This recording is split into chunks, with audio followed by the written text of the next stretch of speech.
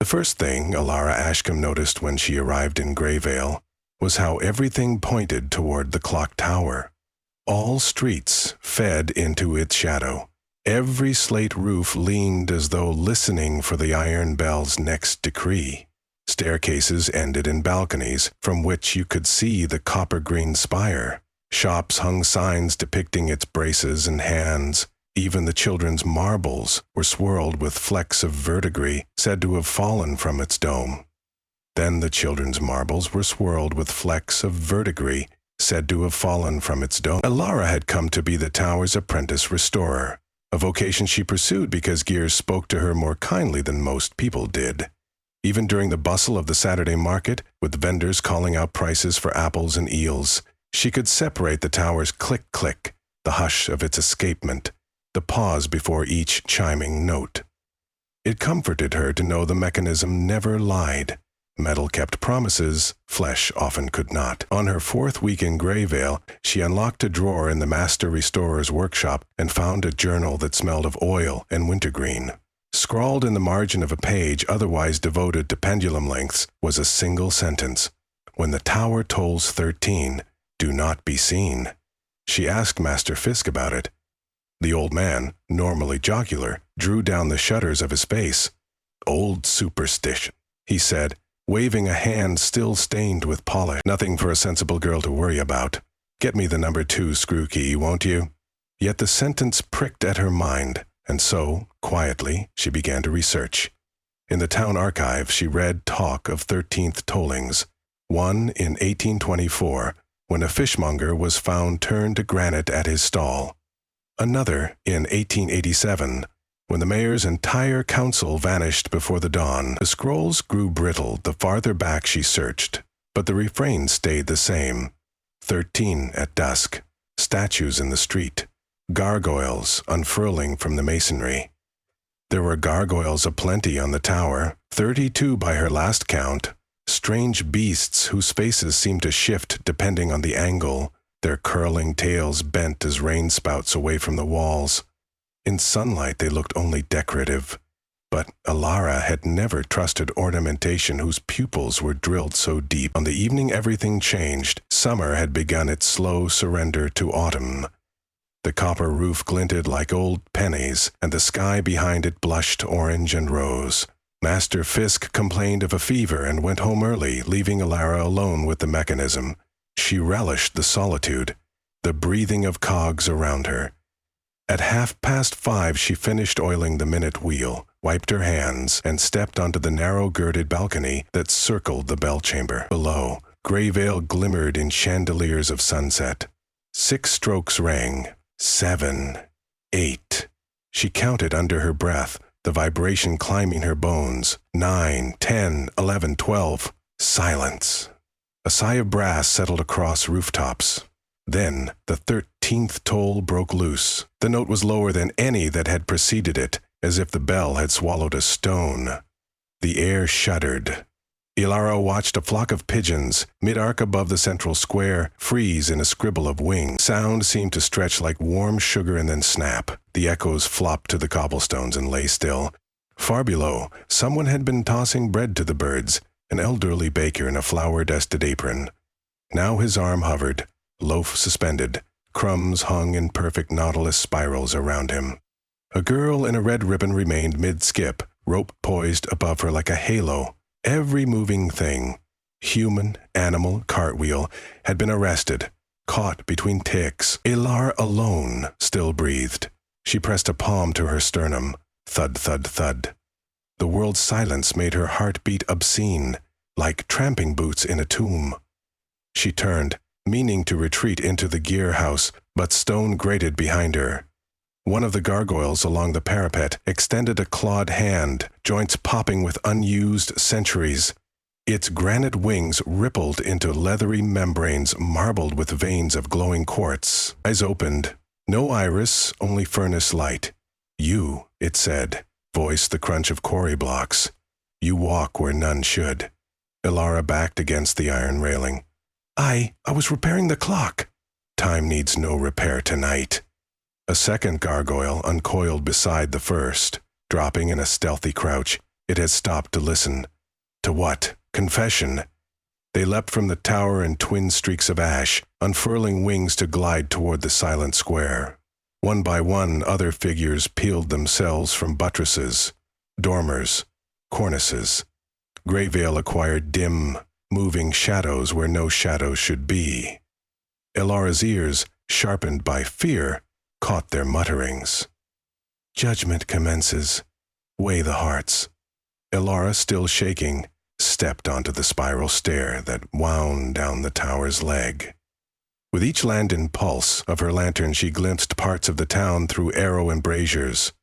A cooper frozen mid-hammer. Sparks halted mid-schleet. Lovers locked forever in a clandestine courtyard kiss. Something in her chest twisted. These were ordinary people. Whatever tally the gargoyles kept, no one had prepared them for it. She emerged beside the square's fountain. The pigeons, strikingly still, seemed carved of soapstone now. The gargoyles prowled among the townsfolk, their talons clicking on cobbles. Before each frozen person they paused, inhaled and drew out a fluttering ribbon of lightsome gray, some red, some blossoming with multiple colors. Memories, she realized, or maybe secrets. Above a tax collector's head, scrawled the image of a ledger, with hidden fives scratched into fours. Over the ribbon, girl's braids spilled silent nights of sobbing into a pillow because her mother drank away the sugar money. The gargoyles tasted each vision, tongues like wet chisels, and then pronounced, penance acceptable, condemned, pardon.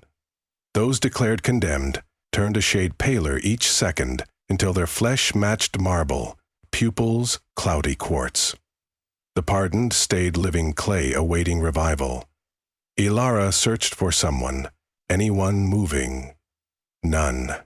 She had never considered herself heroic.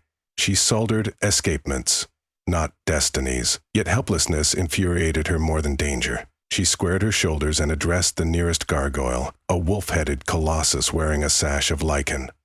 "Who gives you the right?" she demanded. Its jaw notched open. "We are custodes confessionus. We are the right. The people can't defend themselves. Truth defends or damns them. Their tongues already spoke it when they thought no ear heard." The wolf gargoyle advanced, sniffing her fear. "And what of your truths, Gearsinger? Shall we unspool them?" Blood drained from her cheeks. She had one secret she had carried across 3 provinces and 2 false surnames. The night her father came at her mother with a bottle, and Elara swung back with the clock key. She remembered his temple caving in, the crunch, the slick gasp. The neighbors called it an accident. Elara called it necessary, but necessity was no shield against stone justice. "No," she whispered. "Ah," the gargoyle sighed, satisfied. "Later then. First our work." They turned, raising a spiked tail, but a sliver of resolve drove Elara between the beast and the baker. "There must be another way." "Interference brands you accomplice." Its claws flexed. Ignoring the ache in her throat, she drew from her pocket a small brass whistle used normally for testing resonance, and blew. The pitch was frail against the night, yet every gargoyle jerked toward the tower. "You answer to the bell's order, don't you?" she called. "Then you answer to its keeper. I am apprentice to Master Fisk, that makes me second keeper." The claim felt flimsy, but some ancient protocol recognized it. The gargoyles hesitated. Elara pressed on. "I request parley." Stone faces consulted one another. Finally, the wolf gargoyle gestured. "Parley granted. Ascend."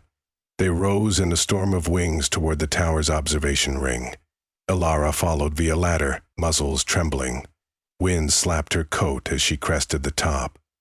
The gargoyles arrayed themselves in a circle, talons clanking like a chain dragged across flagstones.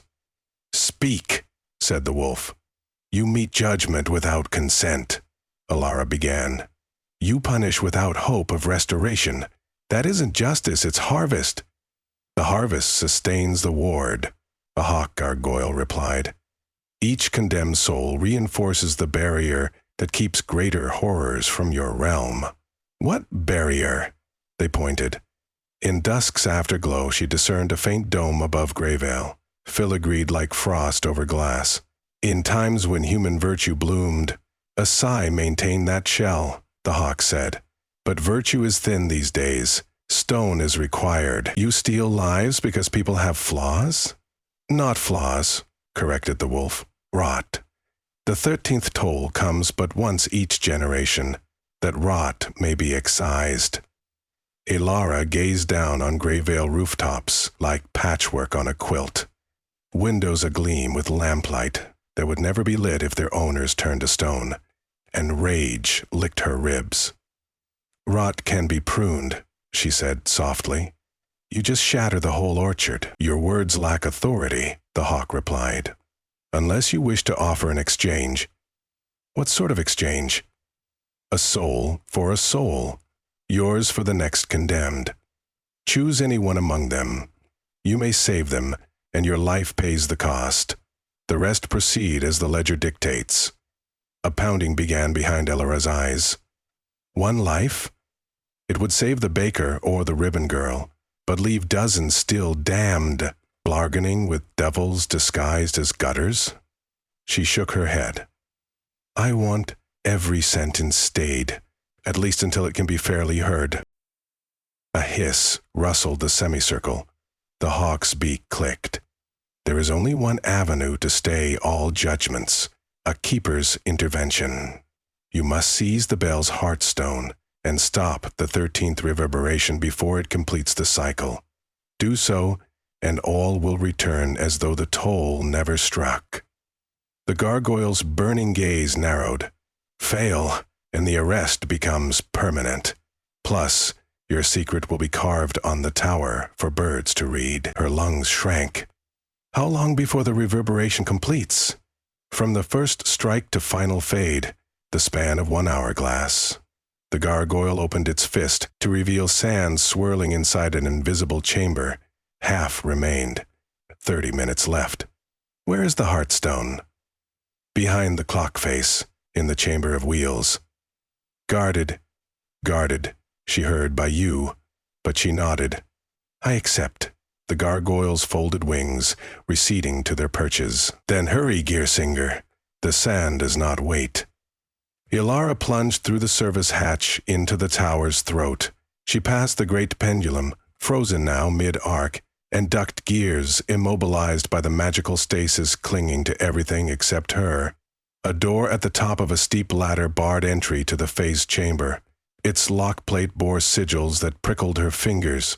Master Fisk had never let her see beyond. From her satchel she drew a mainspring clamp, filed sharp as a razor. Using it to jimmy the hinge pins, she slipped through the crack. Lantern raised, she nearly choked. The chamber blazed with runes carved into the beams, all orbiting a central apparatus, the Heartstone, a crimson gem larger than her fist set in a lattice of brass tendons. Silver filaments anchored it to the minute wheel. The stillness of everything seemed thicker here. The air viscous, but someone else shared the room. Master Fisk. He stood on the catwalk, motionless like the townspeople below, yet his eyes flicked toward her. "Master!" she cried. The freeze did not fully hold him. Perhaps keepers possessed partial immunity. His lips tremored. "Ilara," he forced out, voice slurring like wax under a candle. "Shouldn't be here." "You knew," she accused. "You helped conjure this." His eyelids fluttered shame. "Tradition began long before me. How do I stop it?" He struggled, but managed a breath. "Remove Heartstone, break link. But watch, Guardian." A shadow rose from behind the central column, the wolf gargoyle. It had circled ahead, anticipating her. Inside cramped quarters, its heft was monstrous, wing-scraping girders, sparks when talon met iron. "You attempt treason against the Covenant," it rumbled. Ilara circled opposite on the catwalk. "You gave me a chance. A test. You could have traded your life for another's. You chose pride. Now all will be etched in ash." The gargoyle lunged. She ducked through gears, heart hammering. One swipe split an oak beam like celery. She kept moving, calculating. Mechanisms were puzzles. Every puzzle had leverage. The pendulum anchor protruded behind the guardian. If she could unhook it, the counterweight, frozen though it was, held magical potential energy. Release might yield a burst strong enough to topple the beast or shatter the lattice.